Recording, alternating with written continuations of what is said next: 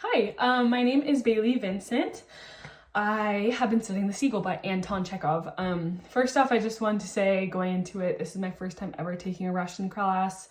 I don't speak Russian, I'm not a Russian major, and because of that, I am not very good at pronouncing these names, and I am sorry if I pronounce them wrong. So that's just kind of my warning there, I guess.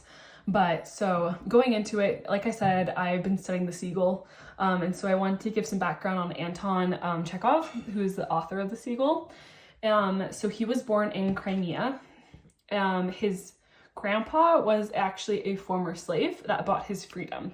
And so something that's really important that he mentioned throughout his life was he felt it necessary to squeeze the slave out of him.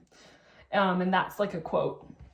Squeeze the slave. And I think that's very important because obviously it talks about that time period that he feels less than because he is a grandson to a slave, and all of that kind of subtext in there that people don't accept him or he doesn't accept himself, he feels less than, people view him as less than because of that. And I think that kind of goes into his writing as well. And so I thought that was a very interesting thing to include. But so his dad, moving on now, his dad was a store owner that went bankrupt. So in Crimea, they owned a store, it went bankrupt. And because of that, he ended up fleeing to Moscow to escape his creditors. And he lived there for a little bit before his sister or his Chekov's mother and sisters joined his dad in Moscow. And Chekov ended up staying in Crimea for a little bit longer. He was tutoring a boy there, and so he just kind of tutored him for a while, and then he decided that he wanted to do medical school. So he moved to Moscow to live with his family and do medical school in Moscow. And there he started writing like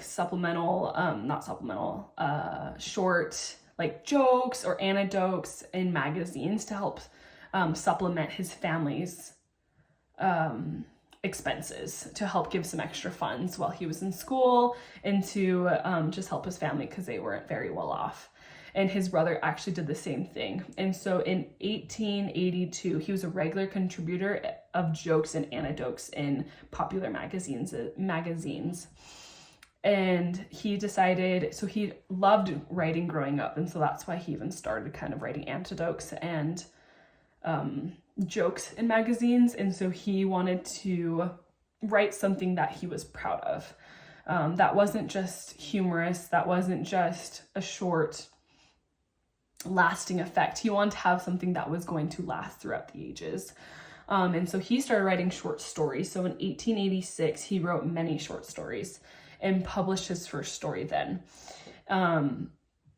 And in that same year, he actually believed to have tuberculosis, which he didn't get checked by a doctor because he didn't really want it confirmed. But it ended up leading to complications, which eventually caused his death in 1904. So he published in 1888 his first lyrical story, Step. And this was very successful. And he was given the Pushkin Prize for Literature by the Academy of Sciences. And up until this point, he believed that his work wasn't very good. He didn't have any kind of impact on people.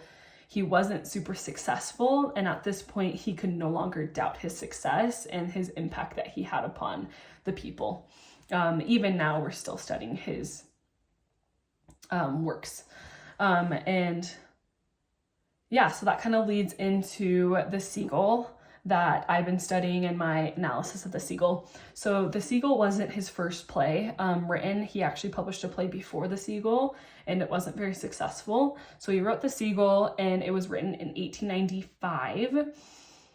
And he tried to produce his play, and the first time the premiere was in October 17th, 1879 at the Alexandra Theater in St. Petersburg, and it was a total failure.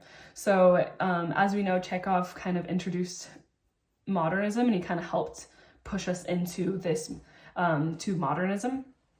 And the actors did not understand that. They didn't understand the idea of like subtext and nuisance text that is portrayed through the actresses. There's a lot in the Seagull that is very symbolic, and it's very symbolic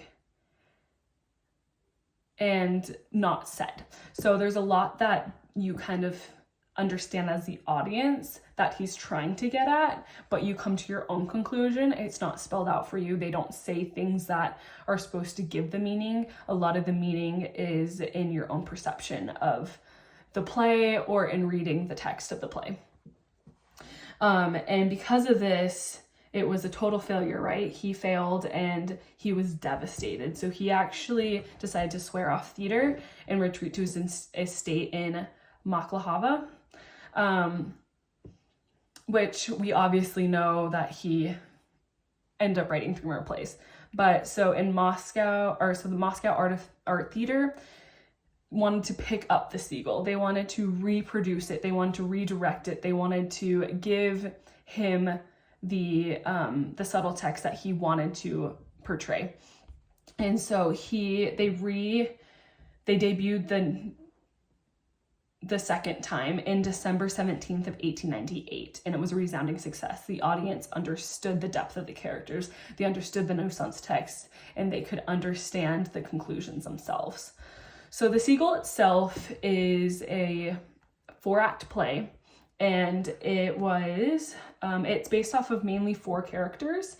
There's many more characters, but it follows the main 4 characters, and the main 4 characters are Boris Trigorin, Irina Arkandina, Constance Treplev, and Nina Zaricha. Sorry, that one is hard to say. She's not often mentioned by her last name in the play. And these characters are very symbolic to human life, essentially. They have unfulfillment, unrequited love, artistic frustration, and the need for recognition and success. So as the play goes, it's Irina Arkandina is the mother to Constant Treplev, and she's not giving him the love and the attention that he wants and craves. She is casting him aside. She is so self-absorbed. She's an actress, and because of that, or not because of that, because not actresses are self-centered, but because she has seen fame in her life, it's made her very cold to others around her, and she's very self-absorbed. And Treplev, all he wants is love. He wants love from his mother. He also wants love from Nina. Nina and him had a romantic relationship in the first act that she ends up rejecting and wanting Trigorin. And it kind of creates a love triangle because Irina Arkandina and Boris Trigon are partners. They've been long-term partners. And then Nina comes to the board and she's young and exciting and has this youthful idealism. And because of that, Trigon is really fascinated by her and he likes her and he wants to get to know her better. She's young, she's 18 years old, and he's older, he's successful, he's a well-renowned writer, and he likes this new thing. And the play is very fascinating. Like I said, it's a 4-act play. For time, we're kind of just going to go a little bit more into the character analysis and talk about really the Seagull. So kind of going into Act 2 of the play, we get introduced to the Seagull concept. And the Seagull is Treplev shot this innocent seagull, simply minding its business, and it represents something to all the characters. So he ends up placing the seagull at Nina's feet and is going off about how he feels like the seagull, he might end up like the seagull, he might shoot himself like the seagull, and that he wants love from Nina and she needs to help give him that love so that he can feel like wanted and valued and understood, which she does not give him, and he ends up trying to commit suicide in Act 3 of the play, which he lives. It just kind of scratches his head. He tries to shoot himself. And no one is seemingly concerned really about him, which is very interesting. Like Irina Arkandina, his mother, is very self-absorbed when he kind of starts to talk about how he's like, thank you for taking care of me. Like, she helps dress his bandages. And he was like, can you stay here? Because she's going to go back to the city. She's like, no, like, I need to do my own thing. And his uncle mentions giving, Arkandina giving Treplev money to go and travel and to understand the world and to buy new clothes. And she's like, sorry, I can't. I have my own needs. And it's really just very selfish. And very interesting, because this play really just talks about the hardships of life. So Nina and Trigorin, they end up liking each other, like I kind of discussed. And she is this youthful girl. She wants to become this actress. She's an aspiring actress. She wants to do it. She lives in a very strict household. Her dad keeps very close tabs on her, and she craves this freedom and this love and this excitement of being able to be an actress and live on her own. And when Irina, Arkandina, and Trigorin end up fleeing, or not fleeing, but end up leaving to go to the city and leaving Treplev behind, she tells Trigorin that she's gonna come with her, or with them. And she ends up following Trigorin to the city, and they have this kind of romantic episode or relationship, and he ends up abandoning her. And she learns very quickly the hardships that life bring, and understands that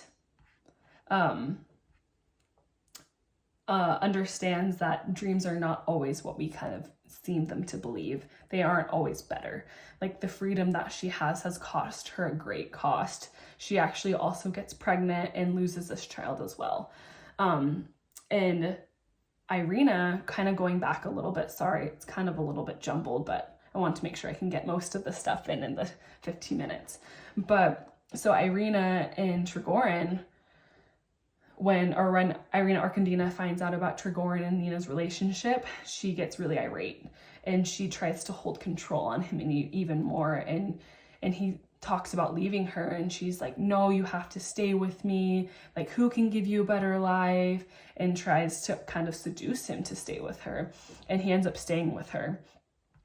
But then obviously Nina follows him to the city. And then when he abandons her, he goes back to Arkandina. And so one thing that I kind of really wanted to talk about was the Seagull concept. So the Seagull by Anton Chekov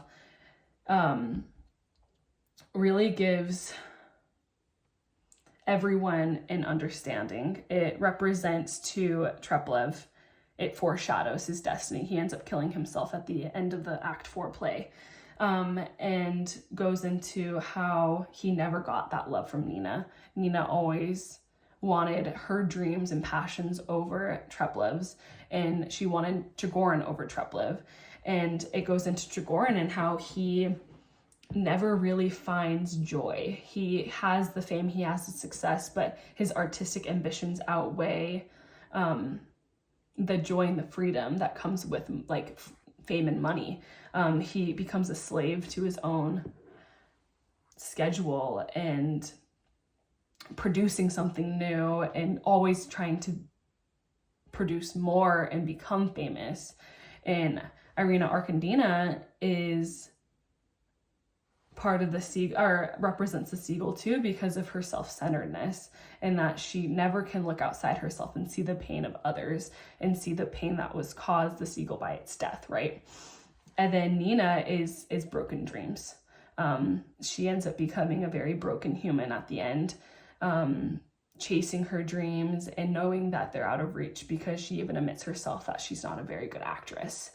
And so this Seagull is a very well done play. It talks a lot about people in life, and I think the biggest thing that I learned from the Seagull is that it speaks to each individual different, and it gives each individual their own perspective and their own understanding of life, and it gives a lot of warnings and understanding of life's principles. And it also ushered in modernism, which I think is really, really important. Obviously, it's lasted throughout all these generations and is still important to this day.